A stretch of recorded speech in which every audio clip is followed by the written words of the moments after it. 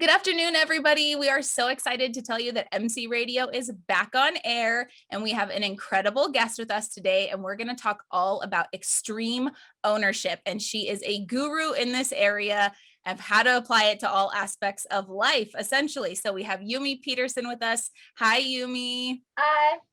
Yumei is the go-to-market strategic partners program manager at Palo Alto Networks. So we are so excited to have you. And we're going to be diving into a really cool topic today, something you are just keen on. Awesome. I love this topic. Thank you for having me. I'm so excited. I was telling Mara and Chloe that I feel like a celebrity because I feel like I'm like being on the Alan show and the MC radio. So I'm really glad to be here. This is the best way to end my week for sure. Yay. Awesome. Okay, so we love to get into the topics with everybody that we've kind of chatted about before, but before we dive in, we want to paint a picture of your world and our topic today for everybody. So we kind of do that through a fun visual exercise. All right. So if you are selling out Madison Square Garden, if you're leading let's call it a TED Talk at Madison Square Garden, what's the topic? Who's in your ideal audience? And the best part, what kind of merchandise are you selling? Oh, that's a really tough one. And I actually walk by Madison Square Garden all the time during my time in New York. So I know exactly where that is. It's not you, it's me. That will be the name of the topic. Is it a breakup seminar? No, it is not a breakup seminar. It's actually about that ownership. It's actually about that whole notion of it is not you. It actually is me in regards to every aspect of life. And I've been thinking a lot about this. I think that'll be the topic. And what I guess the audience is really anybody. And it's actually New York City, Madison Square Garden is a perfect place because it is so diverse there. There's really no set audience for this message, because it is all about really embracing the uniqueness of all of us. And it's all about knowing what you can own and what you can't, and really seizing that. So that the audience would be everyone. If I had a merchandise, I think I would get one of those sticks with the thick finger on it, That's like, it's not you, it's me. Like a little finger. I'm talking about the long stick giant foam finger that points like at you. Finger at the end. Yes, it's like, not you, it's me. Yeah, I think that'll be it. I even sense a chant that you could get things kicked off with. Yeah, exactly. It's not you, it's me. I think we're gonna have to pitch this idea, guys. It's too good. Yeah, legit. I kid you not, I just got an iPad because I wanted to separate my workspace, my work computer, and my creative space on my personal device. And I created a document. I'm writing a book. And the title that I want to put on the book is actually this: it's not you, it's me. So we'll see. Ooh. Yumei, you. Just so for the audience, real quick, I know we're going to get all into the meat and you're like, oh, okay, this is just another cool person. Mara and Chloe know. Yumei is one of those people who calls me and it'll be like, hey, I just need a little guidance, mentorship. I get on and she does things like this, like, yeah, I'm writing a book. And you're like, oh, well, let me take notes, or I think I'm going to hop on video. And then she's killing it on LinkedIn. And just, I'm excited about this topic, which I do want to hop into here in a second. But it's mainly because I got off of a call with Yumei, and the way she was approaching, life, her career, her role, I was like, wow, I need that mindset at all times. That is a whole new way, even for me, who's a driver, a go-getter, to think. And so, Yumei, for you, when you just think about mindset, what does it mean to you, and why is it so important? I think for mindset, it's really about that own it mindset. There's so many things that happen to us in our lives that we try to blame others for, to diverge out of, to say, well, I was kind of in this really unfortunate circumstance and a series of all these things, and I'm kind of the victim here, and I'm trying to make the best of it, as opposed to saying, you know what, all those things that happened, those things I cannot control, but within the realms that I can control, I am going to work the heck out of it. Work the heck out of it enough that I can come out feeling proud about my contributions to that. And I don't want to shift the blame onto something else. I also really do not want my circumstances to cap my potential. I've had a lot of people in my life that looked at my specs on paper and said, how far can she go, right? This is as high as you're ever going to get. And those challenges have really allowed me to take a step back and say, really? Is that true? Do I believe that? And if I believe that, then where does that put me?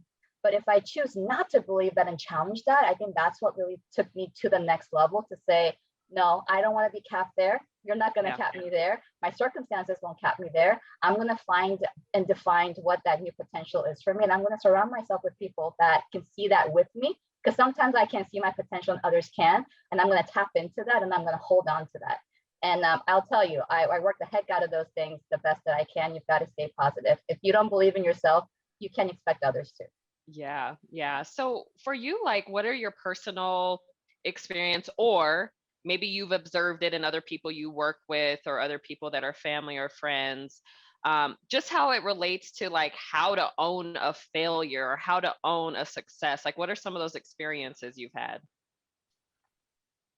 I think for me, there's multiple folds. I've had a really difficult upbringing. My father was a gambling addict, and that basically tore our family apart. My mom worked 6 days a week, 12-hour days, driving and working at the nail salon all the time. And so I hardly got to see my parents, really. In many ways, I was really blessed that I had people and friends that surrounded me that didn't get me into trouble. And I really grounded myself in studies. So studying actually for me was a way of getting out of those situations and making the most out of the situation that I had. And to me, that was an outlet for me to have a future for myself. And so for me, when I think about failure, owning my failure or owning my successes, it's all about knowing what I can control and what I cannot control and going all in on the areas of my life that I can control. And in that time and in that space, I wasn't making money. I was just a student, like a kid, right? So all that I could control was within the realms of school, right? Learning the language, learning the subjects, and becoming the best I can. And I will tell you, it was really difficult for me as I look back, because nobody told me when enough was enough, when what was good enough. And as I look back, that really impacted me, because that really turned me into this next level perfectionist. Nothing was ever enough. I always felt like I was striving for a goal that I couldn't achieve because nobody told me what that goal was. And I set that bar way too high because I was so afraid to fail. To look back and said, oh gosh, I didn't do enough, or I didn't try enough. And if I stayed up that much longer to do that much better, I could have had a much better test score. Maybe that'll got me into this better college. And the endless, I guess, process of regrets. I didn't want to fall back into that. And I think for me, it's all about acknowledging the fact that failure is inevitable. And I also want to acknowledge the fact that failure, all of those failure moments makes me who I am today. And in that ownership, I've learned that it took tremendous strength and courage for me to fail. Because if I failed, that means I tried something. And it means I tried something new. And trying something new, you guys know, it's not easy. You probably go through this war in your mind about trying that new thing. And then you work your way through all of those ups and downs, even before it all even happens. And so it takes tremendous courage, it takes tremendous strength to try something new. And if that led you to a failure, it doesn't end there unless you decide that it's going to end there. And I think it is for me to know exactly where I'm headed. And the journey doesn't end at that first failure. The journey ends when I can say, I've done the best that I can. This is what I start off to do. And I'm happy with where we landed here. And so I see the failure moments as a part of a journey, not a destination of that journey. I love that you're putting failure in quotations, because it's like, what does it even really mean? What does it mean to fail at something? Right. And that's your whole point, is like, it actually takes courage to fail. So is it a fail? Yeah, I know a lot of people, some on my team, who are like, I'm not using the word failure. And I'm like, it's okay. Like, all day long, I am misstepping on something, or I could have did it, to your point, Yumi, like at a level of perfection that was different, right? And it's like, but if you don't analyze that and own it, I just feel like your ability to grow, it's just totally, totally different. Has there ever been like a professional failure you've had? Uh, Actually, this happened at HP, and I can't say if it was like a couple months in or what. I had sent out a quote to someone that wasn't supposed to get the quote. And I was so new into the role. And the person that was in the middle of it, the partner who saw that, flipped out on me and was very, very upset, as rightfully so. And it was a late night, and I was the only one in the office with my boss, and my boss was right there. And I'm like, oh my gosh, I'm gonna lose my job. I can't believe I did this. I should have double checked it. I should have triple checked it. I can't believe I did that. I couldn't believe that I let this. It was like one of those nightmares that you dream about, but never really happened. And he was right there with me. He's like, Yumi, it's okay. These things happen, right? This doesn't mean you're a bad employee. You're not going to get fired. Listen, we'll take care of it, right? So we ended up finding a way to take care of it in the time. But in that moment, I thought I have blown it. I'm like, I cannot believe I did it. I was so disappointed at myself. And I was so fortunate to have my boss right there with me in that moment to help corral me back into reality, to help me fix the situation. Because a part of the owning it is knowing that you've got to make that hard call, right? It was still up to me to calm down and to call the people affected and make the situation right and say, listen, this was a human error, my bad. What can I do to make this right? But having him to be there to guide me through that and to encourage me through it, to remind me that this doesn't dictate who I am, I was really falling quick into the shame aspect of it. I am not good enough. I should never be here. I should have never taken this job. I mean, like I went down some kind of a spiral in that moment. But that is one thing that happened professionally in the workplace. And I really learned my lesson then. And I try to help others that are making those type of moments and those mistakes. I try to be what that boss was to me, to that people today, to say, calm down. 10 years later, you're never gonna. Actually, I remember it now. 10 years later, so I can't. Like actually, that's a lie. Yeah, you will still remember it, but this could be actually a really great memory as opposed to a memory of failure. So. Yeah.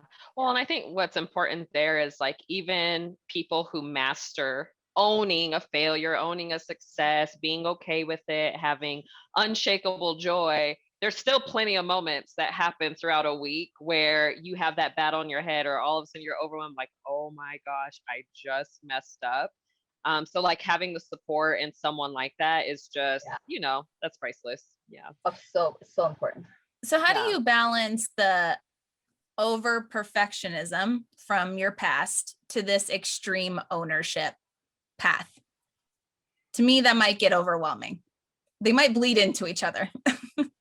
They do bleed into each other. In one way that it bleeds into each other too is when it comes to helping other people be accountable. Because I have such extreme ownership, I have a hard time letting it go out of my realms of control. And so there's that aspect of it too. But I think it is a balance. You really need to come to a place where you can stand on who you are as a person. It kind of sounds cheesy. It kind of sounds cliche. You kind of have to find yourself. You have to find that confidence. You have to know who you are, what you're about. You have to own that. Because once your identity, the value that you bring to the table gets swayed by what he said, she said, they said about you, then you lose all levels of, I guess, balance when it comes to overachieving and underachieving and setting acceptable goals for yourself. And so for me, it's all about accountability. So it's really helpful and really important for me to have leaders who are able to give me direction on, Yumi, this is what I need you to accomplish. This is what good looks like, and this is what great looks like. And I achieve towards that. And so I try to hit that mark. And I do try to overachieve it just because that's my comfort area, but I don't go crazy now, like crazy overachieving it and killing myself along the way. I am finding the balance to say, I don't have to work 12-hour days. I can actually make an effective usage of my 8-hour workday and still do the job well. Like I don't have to sacrifice so much out of my desire to overachieve in a certain extent, if that makes sense. Yeah, no, that's amazing advice. Again, taking notes from Yumi. One of my favorite things when I've talked to you over the past couple of months have just honestly been about like how you own your career. So can you talk a little bit about some of those examples of where you've really owned your career and, also just tell us how you go about kind of the process in your mind of really executing and getting the things your value is worth. Definitely. My career journey is definitely very unique because I don't come from a family of IT professionals. My mom was a nail technician. My father was a chef in a Korean restaurant. So I definitely don't come with those backgrounds. I actually stumbled into IT. I was in education. I was a teacher and a Montessori school director. And I literally stumbled into my first IT opportunity working for HP at a career fair, at a local career fair. And so that's kind of how I got started. And when I got started in that role, everything was so new to me that I really needed to just put my head, like just learning to understand this world was a learning curve in and of itself. Learning the job itself was like the next level. So in that first 6 months, I would say I was like heads down, just learning the job, doing it right because I wanted to be successful in it, right? I didn't want to fail. Now, there was a time where somebody tapped me on the shoulder and was like, listen, Yumi, like, what do you want to do? Like, what do you want to do? And I was like, I mean, I'm doing pretty good. I think I'm a pretty good employee. I'm sure I'm going to get promoted here in no time, right? And she's like, yeah, how do you think that's going to happen? And I'm like, like everybody knows. I'm sure everybody knows that I'm doing my best and all this stuff. And she sat me down and she taught me this concept of pie. And I share pie everywhere I go when it comes to career pathing. That's been critical in my mindset. And pie stands for performance, image, and exposure.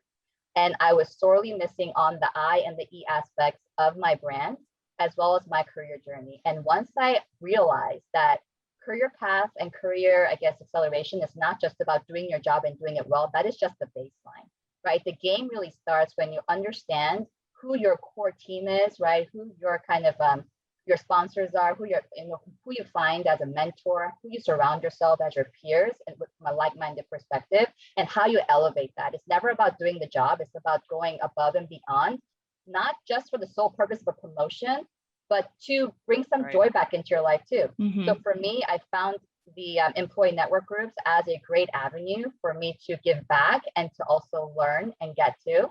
And so that was one way. From a Palo Alto Networks perspective, I've been with the company 4 years and a couple of months now, and this is my third promotion. So this is my fourth job at the company. The funny thing about it is that every single one of these roles, all three of these roles, were brand new roles for the company. Nobody ever held these titles before. Me didn't exist in the company prior to that. And how we got there was really a multitude of things. One, it wasn't like I did it on my own because I couldn't have. I had people that supported me, that saw the vision as well as the potential in me that really helped me get there to develop these roles for me and for the company, right? But my part in it was to just jump right in, to say instead of wishing and talking about the things that we should do, I just asked for permission to say, hey, can we do this? And we just did it. At the time, there was such a lack of development programs for our early in career group at Palo Alto Networks. And I was like, there's so much potential here and nobody is doing this in like the most effective way. So what if we created a career path program? I did it at HP once before, so I can definitely replicate it here in a smaller dynamic. So they said, sure, do it. It's not going to take a lot of money. Doesn't take a lot, but just some work effort. I put a little group together and we did. We had 16 people in the program and all 16 people got promoted within the months of that program coming into fruition. And that's when my new boss came into play. Her name is Amy Slater. And she got to know me and we got to know each other. And she was like, listen, I have a vision for what I want to do and what I want to accomplish with this organization. And I think that you would be a great asset to the team to make this happen. You have a unique background of curriculum building and development. And the sales background, I was killing it at the time too. We had a really great year and I was learning a lot too as a salesperson. So she said, what if we mended those together and asked you to create a development program for my team? And I said, I don't really know what that all means, but I like it. So a part of me was really nervous about it, but I really seized that opportunity. And that opportunity was only available because one, I took action before the opportunity came. I set a brand for myself. I made it clear what my value, what I can do and bring to the table. That was seen by someone who's able to make a call and make these things happen. But I had to still write the proposal up with her and bring it all to fruition so that it actually materialized into something. And in essence, that kind of repeated itself a couple of times to this point, where I saw a gap in the business because we're in a such fast growth business. We said, okay, I see a gap here. There's clearly something that we need to do better here so that the company can excel, right? And this is what I feel that I can do for this. And yeah, the answer could have been no. It could have been like, it's a great idea, Yumi, but maybe like 2 years from now. If that could have been the answer, which would have been fine, right? But I would have never known it until I asked. So I put it out there. I say, hey, I think that there's a gap here, and this is what I think that I can do to bring value here. What are your thoughts on it? And they said, you're right. We absolutely do need that here, and I'm willing to go forward with it. And so here I am in this new role, and things are still changing because we're such a fast growth company, and we've got to get comfortable with those uncomfortable changes. But the most important thing is that the hustle had to be there before the opportunity, so that when the opportunity came, you had the skills as well as the gumption to go for it and take leverage of that golden egg. A lot of people they miss that opportunity because they weren't working towards it. And when that opportunity hits, they're not ready for it. Right. And then they blame the circumstances for the opportunities that they've missed. But really, did you? Right? That opportunity was available for anyone to see. It wasn't like I was the only person in the room seeing the opportunity. That opportunity was there for everyone to see. It just so happened that I was the person that was willing to step up and do something about it. Right? Yumi is dropping truth bombs. She's like, but wasn't it? Wasn't it there? Did you miss it because of circumstance? Well, I don't want to come off like super no in your face and that, but I think it's true. I think that we have to take ownership of that, because we so easily can turn not to another person, but we can turn the blame and shift it to the circumstance. But there was a time where the printer was out of paper for like days, or it was jammed or something for days, and every time I went there, it was jammed. Until I was like, you know what? I know everybody else uses this printer too. Nobody's doing anything about it. So I called the service guy and I was like, listen, this thing has to get fixed. And it was. I think it's little things like that. Like you see the problem, but not everybody takes the action to do something about the problem. But guess what? Everybody in the halls are talking about that printer. You know, that printer is really ought to get fixed because it's been jammed for a few days, right? Everybody talks about it. Yeah. Everybody talks about it. Everybody feels it. Well, you have me laughing because I am thinking back to the office days, and there's like I can think of an individual who, like, she always wipes down the counter area, like near the coffee machine and stuff. But you can tell on the inside, she's probably like, I know the last 20 people. I know the last 20 people saw this. But what I like about it is you're right, because someone who has that mindset all day long who didn't fix the printer, they're the same person who's not going to be bold enough and have the courage to say, hey, I see a gap. I think there's an opportunity to create a role here to fill that gap. How about me? Right. So it's like you almost have, to your point of extreme ownership, it's everything from the little stuff like the printer all the way to, a closed mouth doesn't get fed. So, if you see an issue, you got to call it out. It's true. And it doesn't mean that every time you do that, the doors will open. It doesn't mean that. And I didn't ask for those things because I had certainty that the doors will open. There was always that 50-50 chance, right? But what it did do, even if I didn't get the job, even if they couldn't do it for me, guess what? My voice was heard. I was able to say, this is the kind of work that I would like to do. Maybe not here in this facet, that's fine. But now that person knows, maybe there's another opportunity where I can actually do that type of role. So I think that we need to take some ownership of vocalizing how we think that we can bring value, what we would like to do ideally, and be willing to take the actions to get it there. And I think all of those things have to happen in order for it to be successful. Yeah, I love it. Okay, last meaty question, and then we're going to switch gears on you a little bit. When you think about just people around you, how do you lead others to own it? That's really important. As a person that has this own it mentality, like I said earlier, the hardest thing is to give it to somebody else to own it. It's kind of like parenting, right? It's so hard to take that hand off the rail and to get your son to sit in that front seat and to be the backseat driver. Being a backseat driver is so hard. And I tell you, like, for real, because my son just got his permit and I cannot be his backseat driver. I cannot be his driving teacher because he gets so nervous and I get so nervous. And I'm just like, Yumi's getting Ubers from now on. Oh yeah. But with that being said, the most important important thing is one, you have to enable your team to be able to execute on the given task. I think that's number one. You can't ask somebody who's not able and capable and empowered to do something they can't do, right? But you have to make sure that they are able to do it. The second thing is, I think is really, really important, that you have to have the same goal. You have to be bought in on the same end goal so that that person knows where you're headed. You're both headed in the same direction. I think that is so important. It is so missed. People think it's like a luxury to have. No, it is a necessity. You have to have a vision of where you're headed together. At the same time, I think the own it part comes in where you have to give them the flexibility to take their own path to that goal, right?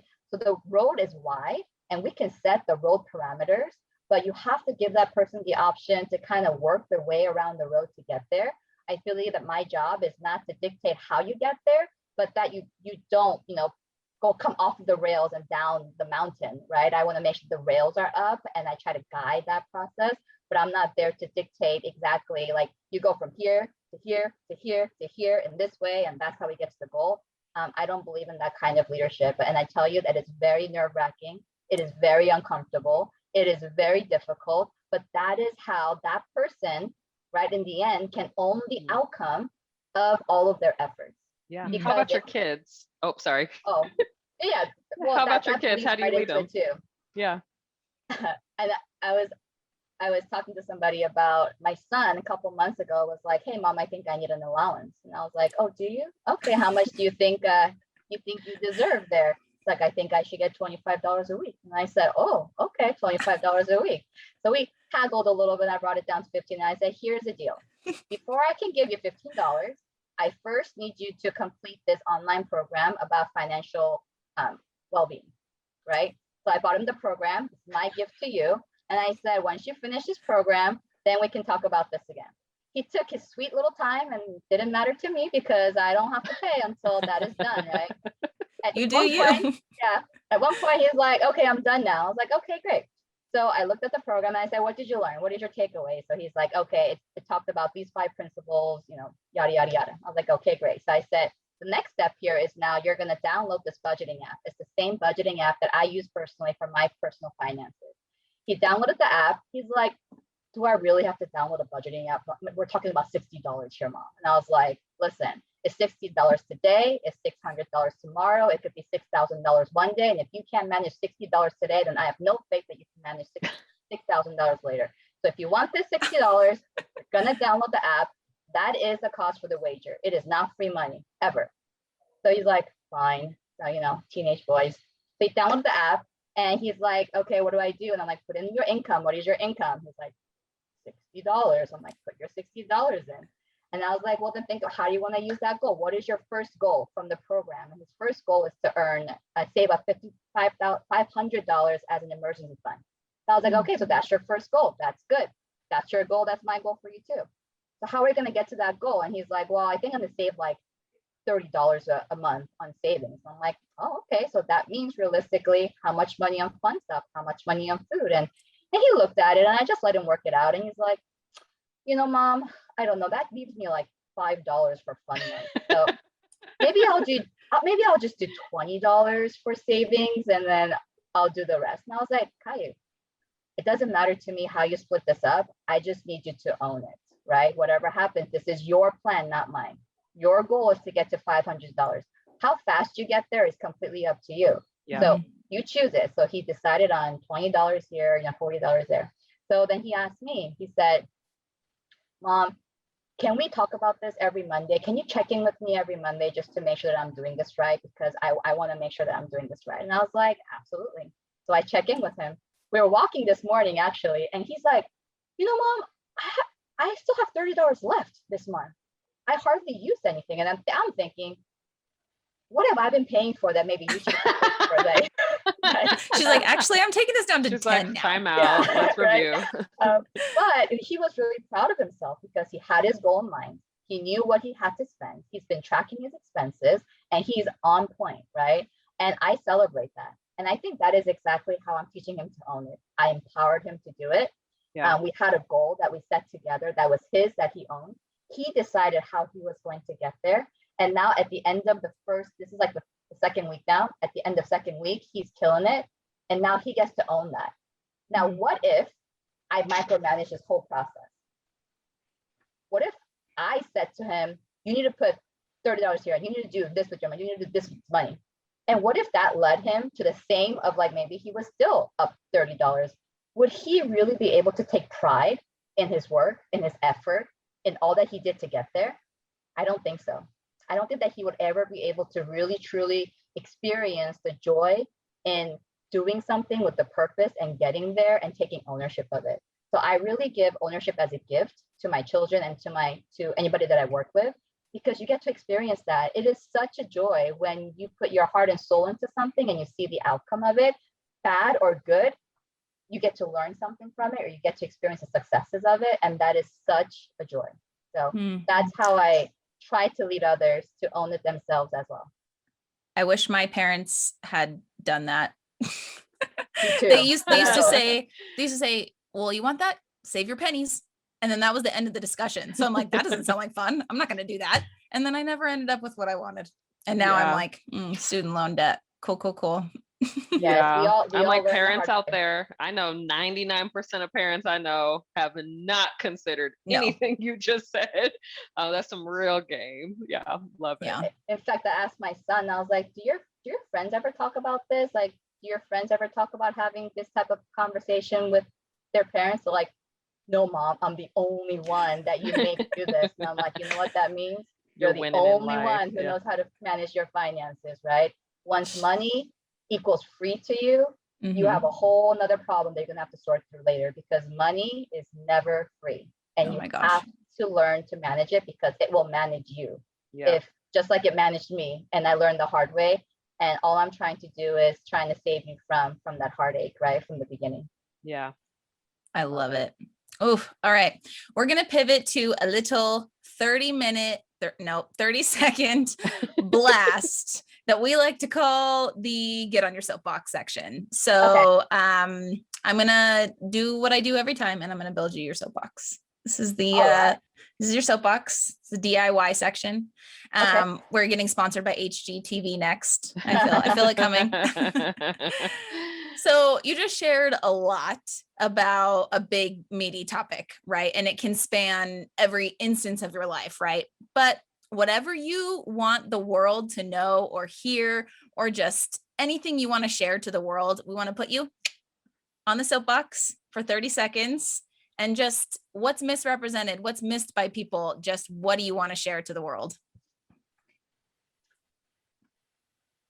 What I would like to share with the world is that we're all alike in many ways if you choose to see the likenesses as opposed to our differences. And I think that kind of curiosity and that kind of willingness is what's going to really bring everyone together. I feel like in the past couple of years, there's been so much focus on diversity, which has been phenomenal, because it gives light to those areas of our diverse culture that people didn't necessarily give a lot of thought to. And I think that's great. But too much of one thing could actually not be so good in some ways. And so as we look at celebrating so many of our differences, we start to actually put ourselves in more boxes and more labels. I think it is time that we bring back together the areas of our lives where we are so interconnected. We all have the same emotions. We all go through the same things. We all have hardships in our lives. We all experience something where we can be connected together. And so even in the spirit of owning it, I really want to encourage everyone to own your mindset as you work with people around you, as you interact with people around you, people that maybe you know very well, maybe people that you don't know very well, and maybe own a piece of your commitment to being curious about them and to figure out, hey, what are some things that we have in common, and make that perhaps a goal that can help foster even more connections and more genuine, authentic conversations that can bring so much joy into your life. So I say, let's look around and look for those likely aspects of our lives and see how we can be better connected. Ooh, I think that needs to be your dedication on your book. That is the beautiful. It's beautiful. I don't feel like I said it right, but that's been really heavy on my heart, and I really want to give a voice to those who don't normally get the opportunity to have a voice in that matter. and to show that there is so much strength in our humanness. And we really need to get back down to the basics of who we are as a person without the labels. I am just Yumei, right? Others might see me as an Asian, American, mother, wife, IT professional, whatever, right? They can put me in those boxes and you can put those labels on me because those are all a part of who I am. But at the core of it, I am just me. And that's the way that I want to be remembered. And that's the way that I want to represent myself. And I think that's really, really what is needed in this society today and in our culture today. Yeah. Well, we could have dropped the mic there, but we actually have a whole other segment. I'm like, okay. Okay, so we're gonna pivot to us versus the internet. So Chloe and I us for the internet, okay. We're a little sneaky with this one. So we go out and find articles that are just kind of floating around related to different topics. So we're going to throw them at you, and we just want you to give, just a quick response on, do you agree, disagree, what's your thoughts, etc. So the first one, in regards to women negotiating pay. So we found an article, women are concerned about the reputational risk of negotiating, and they have cause to be concerned. If I negotiate for an increase in my salary and I have a male boss, the research suggests that I will be penalized in a way that my male counterparts will not be. If I have a female boss, she's going to penalize both males and females. So it's not like I get any benefit for working for a woman. Thoughts? Whoa, that's a really heavy one. Okay. I don't necessarily think that is I don't necessarily think that really matters whether you have a male boss or a female boss, because someone who's struggling to negotiate pay, I think is going to struggle with negotiating pay, period, regardless of what the gender of your boss is. So one thing that I'll say is that for sure. Yeah. And I think that's where it's that, again, the commonness is that negotiating pay is just a sensitive topic in general, period. It's just hard to do. It takes a tremendous amount of courage. It also takes some homework. It also takes a lot of confidence, right? Not arrogance, confidence. And I think that in the situations, and I really can't say that I'm the expert at this, really, because I definitely get very uncomfortable about this. What the best thing that I can do is to clearly articulate to the best of my ability what I feel my value is and what I feel that what the market says the monetary compensations for what I can deliver is, and also to talk about the things that differentiate me from the other candidates. So I really try to go back to the facts, and I like to just stand on those facts as things that are driving the reason for whatever pay I want to negotiate, right? Because in order for you to negotiate, you have to have a baseline to say that this is high or low, right? Because you can say, I think I'm worth $1 million, right? I strongly believe I'm worth $1 million. Well, Yumei, why? And you have to be able to answer that why, and you cannot put that responsibility, again, you got to own it, right? You can't put that responsibility on the hiring manager, because in fact, that is on me. I have to own it. I have to believe it. I have to prove it. If I'm not willing to do it, then I've already lost that negotiation, right? I've already given the upper hand to somebody else. So I think it does bring us back to that own it mindset for sure. Yeah. And it's got to be grounded on some factual, some relational things, and some research. You've got to do your homework. Yeah. And you've got to believe in yourself. Love it. Okay, good. Ooh, I dodged that one. Whew, that was a good one. Two more. Two more? All right. I don't know if I can handle it. Okay. Next article. Ready? Okay. Yeah. So article talks about one roadblock on the path to closing the diversity gap is the extreme geographic concentration of tech companies, which limits the industry's ability to connect with, recruit, and retain talent from a widely dispersed pool.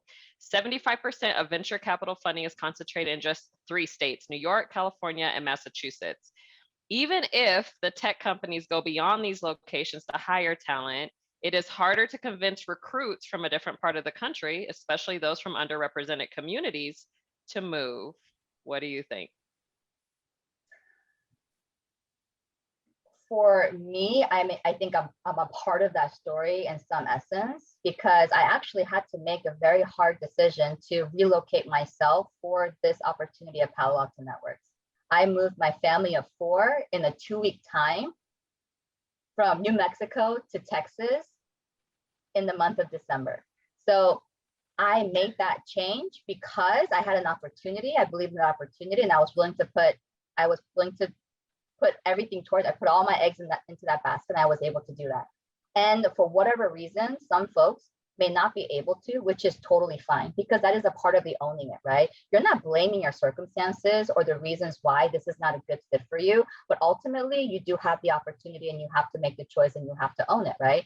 Family could be a big part of the reason, and that is a really great reason to not be able to go to those places where the opportunities are. And if that is, and I think that is an honorable, and that is and at least you know it and you can own it, and you can look back and say, man, I really should have, could have, would have, right? It's none of that. It's just, hey, I knew my options and I made a choice and I own that choice, and so it's fine, right? I know a lot of people, even within my company, that took a chance earlier in their career to move from Texas to like a whole nother, to New York City, for example. And they were able to actually accelerate their career, go from an inside sales role. Actually, this person started as an intern, and they came in as a business development rep, and then worked as an inside rep, and then decided to go to New York. And not a lot of people are willing to make that move. And he was able to go into the field, and he's killing it out there. And he did that in like a two-year period, which is unheard of. But that is also possible because he was willing and able to make that move, and he's able to own that, right?